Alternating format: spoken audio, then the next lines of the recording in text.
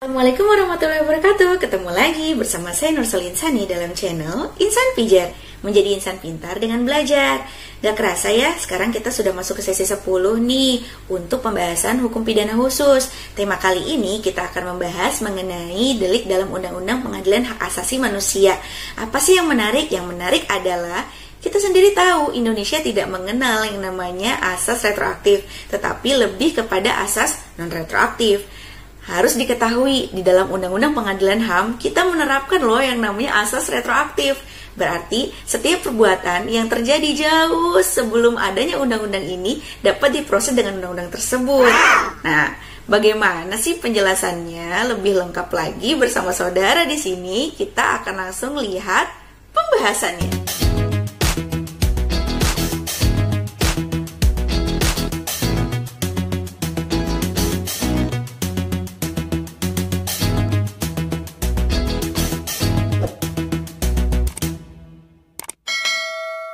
Oke, sekarang kita masuk ya ke dalam penjelasan slide PowerPoint-nya. Di sesi ke-10 ini, hukum pidana khusus delik dalam Undang-Undang Pengadilan HAM.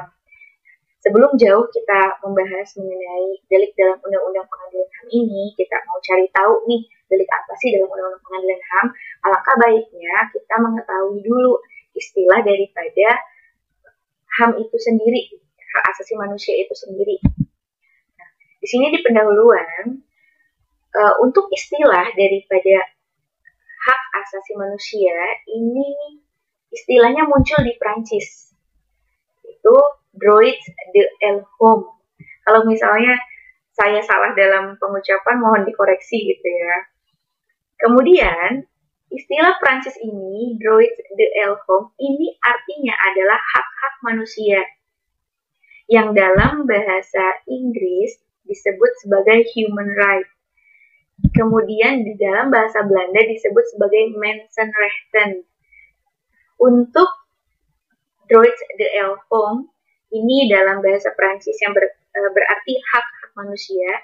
Ini human right, mensenrechten ini mengikuti, berarti artinya sama, yaitu hak-hak manusia.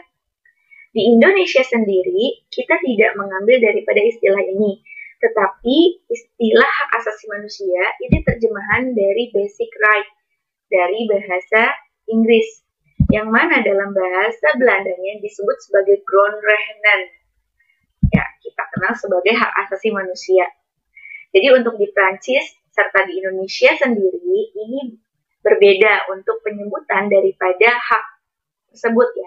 Kalau misalnya di Prancis disebut sebagai hak-hak manusia, sedangkan di Indonesia disebut sebagai hak asasi manusia yang merupakan terjemahan dari basic right dan grondrechten. Jadi basic right itu bahasa Inggrisnya, sedangkan grondrechten ini bahasa Belandanya. Apa sih pengertian dari hak asasi manusia itu sendiri? Bagi saya, semua orang di sini pasti sudah tahu ya pengertian daripada hak asasi manusia itu. Hak asasi manusia seperangkat hak yang melekat pada hakikat keberadaan manusia sebagai makhluk Tuhan yang Maha Esa dan merupakan anugerahnya yang wajib dihormati dan dijunjung tinggi dan dilindungi oleh negara, hukum, pemerintah, dan setiap orang demi kehormatan serta perlindungan hak dan martabat manusia. Ini maksudnya gini ya, dilindungi oleh negara, hukum, pemerintah gitu. Jadi saya tipe nggak nulis komanya ya. Dan ini dapat dilihat dalam pasal 1, angka 1 Undang-Undang Nomor 39 tahun 99 ya, tentang hak asasi manusia. Sampai video ini dibuat untuk dasar hukum daripada Undang-Undang HAM itu sendiri, yaitu dasar hukum daripada hak asasi manusia itu sendiri ada di Undang-Undang Nomor 39 tahun 99 seperti itu ya. Nah, meskipun namanya adalah hak asasi manusia, kemudian hak dan kewajiban, tetapi sebagai manusia kita harus melakukan kewajiban kita dulu, baru kita bisa mendapatkan hak kita. Nah ini kan negara, bagaimana sih kita mendapatkan hak kita sebagai warga negara dan dari pemerintah gitu. Contohnya kita membayar pajak. Ketika kita membayar pajak, itu kan kewajiban yang harus kita laksanakan sebagai wajib pajak di Indonesia. Hak kita apa? Mendapatkan segala fasilitas yang tentu saja fasilitas itu didapatkan dari uang pajak yang kita bayar. Seperti itu. Di dalam hukum, ini kita harus menghormati hak orang lain terlebih dahulu. Kewajiban kita yaitu apa? Kalau misalnya ada orang yang berniaga berdagang, kewajiban kita adalah ketika membeli kita harus bayar, yang merupakan uang yang kita bayarkan itu adalah hak yang dimiliki oleh orang tersebut. Nah, orang tersebut kan berdagang. Kita memiliki kewajiban kalau misalnya kita mau beli dagangannya. Kalau misalnya tidak mau beli ya sudah tidak apa-apa, itu bukan kewajiban kita harus beli setiap dagangan orang ya. Kita mempunyai kewajiban untuk bayar. Nah, bayar itu merupakan haknya dia. Itu merupakan hak dan kewajiban. Kalau misalnya kita nggak bayar, berarti kan kita dituduh sebagai pencuri. Seperti itu. Jadi jangan berteriak haknya dulu, tetapi laksanakan dulu kewajibannya, baru kita bisa mendapatkan hak. Seperti itu. Meskipun namanya hak dan kewajiban gitu ya. Kemudian di sini ada pelanggaran HAM berat. Nah, kita masuk ke dalam tema kita ya. Tadi kan berbicara soal delik tentang pengadilan hak asasi manusia. Di sini ada pelanggaran HAM berat. Untuk pelanggaran HAM berat itu sendiri, ini dasar hukumnya ini berbeda, bukan dalam Undang-Undang Hak Asasi Manusia lagi, tetapi dalam Undang-Undang Nomor 26 Tahun 2000 tentang pengadilan HAM. Setidaknya ada dua namanya pelanggaran HAM berat ini di dalam Undang-Undang Pengadilan HAM. Yang pertama di pasal 8 yaitu kejahatan genosida, dan pasal 9 yaitu kejahatan kemanusiaan. Di dalam bukunya Dr. Ruslan ya, yang saya sudah pernah berikan di pertemuan awal sebagai buku referensi. Di sini untuk kejahatan genosida ini salah satunya saja ya, yaitu membunuh anggota kelompok itu masuk ke dalam pasal 8 kejahatan genosida. Sedangkan untuk pelanggaran HAM berat yang masuk ke dalam kategori pasal 9 yaitu kejahatan kemanusiaan, di sini ada pengusiran atau pemindahan penduduk secara paksa, itu masuk ke dalam kejahatan kemanusiaan yang ada dalam pasal 9. Lebih lengkapnya lagi dapat dibuka di dalam Undang-Undang Nomor 26 Tahun 2000-nya tentang pengadilan HAM. Ada kejahatan genosida di pasal 8 dan pasal 9-nya langsung dapat dilihat. Seperti itu ya. Atau juga dapat dilihat kalau misalnya sudah beli bukunya hukum pidana khusus karangan Dr. Ruslan, itu dapat dilihat dalam halaman 126 dan 127 seperti itu. Kemudian di sini kita akan membahas lagi mengenai hukum acara pelanggaran HAM berat. Nah, ini menarik nih yang akan kita bahas dalam hukum acara pelanggaran HAM berat. Setidaknya ada 14 pengecualian dari hukum acara pidana ya, dari KUHP kita, Kitab Undang-Undang Hukum Acara Pidana kita, di dalam hukum pidana pelanggaran HAM berat yang tadi Undang-Undang Pengadilan Hak Asasi Manusia ya. Semua itu terdapat dalam Undang-Undang Nomor 26 Tahun 2000 tentang pengadilan HAM. Atau dapat dilihat dalam buku Dr. Ruslan halaman 127 sampai 129. Nah, di sini untuk penyidikannya perkara pelanggaran HAM ini oleh Komnas HAM, di mana Komnas HAM itu nanti membentuk tim ad hoc ya, yang terdiri dari Komnas HAM dan unsur masyarakat. Itu untuk penyelidikannya ya. Sedangkan untuk penyidikannya ini dilakukan oleh Jaksa Agung dalam melaksanakan penyidikan.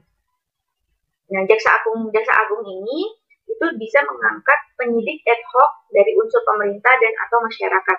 Menariknya dalam Undang-Undang Pengadilan HAM soal pelanggaran HAM berat, kita kan di Indonesia tidak mengenal yang namanya asas retroaktif ya, berlaku surut. Tetapi non retroaktif, tidak berlaku surut. Nah, dalam Undang-Undang HAM ini dia menerapkan asas retroaktif. Jadi asas berlaku surut.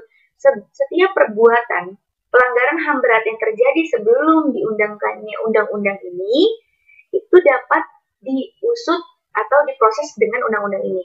Jadi undang-undang ini berlaku ke belakang ya. Berlaku retroaktif, berlaku surut ke belakang. Itu yang menarik ya daripada Undang-Undang Hak Asasi Manusia ini, dari pelanggaran HAM berat ini, itu menariknya di situ. Tapi hanya untuk pelanggaran dari pasal 8 dan pasal 9 seperti itu. Dan juga di dalam pengadilan HAM ini yang menarik yaitu hakimnya. Hakim daripada pengadilan hak asasi manusia pelanggaran HAM berat ini ada 5, yang terdiri dari 2 orang hakim pengadilan HAM dan 3 orang hakim ad hoc, seperti itu, ya. Jadi ini di sini juga ada pertanggungjawaban komando. Di sini diakuinya pertanggungjawaban komando baik terhadap komandan militer maupun atasan, baik atasan polisi maupun atasan sipil bila terjadi tindak pidana yang berada dalam yurisdiksi pengadilan HAM. Seperti itu. Jadi ada beberapa pengecualian yang memang ini sangat berbeda sekali dengan delik yang lain gitu. Kalau misal undang-undang yang lain kan tidak bisa berlaku surut dan hakimnya itu tidak sebanyak daripada hakim pengadilan HAM seperti itu ya. Jadi memang menarik ya untuk dibicarakan lebih lanjut soal hak asasi manusia ini. Nah, unsur daripada tindak pidana pelanggaran HAM berat ini berbeda-beda unsur-unsurnya karena melihat dari setiap pasalnya. Dilihat dalam pasal 36 sampai dengan pasal 41 Undang-Undang Pengadilan HAM. Jadi untuk orang yang melanggar daripada hal-hal yang diatur di dalam Undang-Undang Hak Asasi Manusia maupun Undang Pengadilan HAM itu sendiri, sanksi pidananya ini dapat dilihat dalam pasal 36 sampai dengan pasal 41 Undang-Undang Pengadilan HAM. Ini unsurnya berbeda. Kenapa? Karena dari pasal 36 sampai pasal 41 ini menyebutkan unsur-unsur yang berbeda. Contohnya seperti ini ya, di pasal 36 sendiri unsur yang pertama, pokoknya unsur yang pertama pasti ada setiap orang ya. Yang berbeda itu unsur yang keduanya. Kalau di dalam pasal 36 itu ada unsur melakukan perbuatan yang dimaksud dalam pasal 8 huruf A, B, C, D, E. Sedangkan kalau pasal 37-nya ini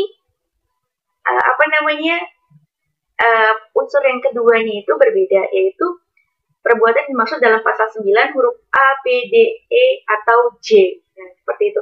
Ini ancaman pidananya, kalau pelanggaran HAM berat itu kan pasti mati. Ya. Yang paling pertama yang disebutkan adalah ancaman pidana mati. Begitupun dengan pasal 39, pasal 40, pasal 41. Di situ yang berbeda adalah unsur yang keduanya. Kalau di pasal 41 sendiri, unsurnya itu berbeda, yaitu unsur yang pertama adalah percobaan pemufakatan jahat atau pembantuan, sedangkan unsur keduanya untuk melakukan pelanggaran yang dimaksud dalam pasal 8 dan pasal 9 yang tadi ya, kejahatan genosida dan kejahatan kemanusiaan. Kemudian yang ketiga yaitu dipidana dengan pidana yang sama dengan ketentuan sebagaimana yang dimaksud dalam pasal 36 sampai pasal 40. Seperti itu ya. Jadi ini unsur tindak pidana pelanggaran HAM, harus dibuka nih Undang-Undang Pengadilan HAM-nya. Oke. Nah, sampai di sini penjelasan saya mengenai delik yang terdapat dalam Pengadilan Hak Asasi Manusia. Terima kasih, semoga Allah senantiasa memberikan keberkahan ilmu kepada kita semua. Jika ada kata-kata saya yang salah ataupun ada yang keliru, dapat dituliskan dalam kolom komentar melalui kritik dan saran. Terima kasih telah mendengarkan. Akhir kata, wabillahi taufiq wal hidayah. Wassalamualaikum warahmatullahi wabarakatuh.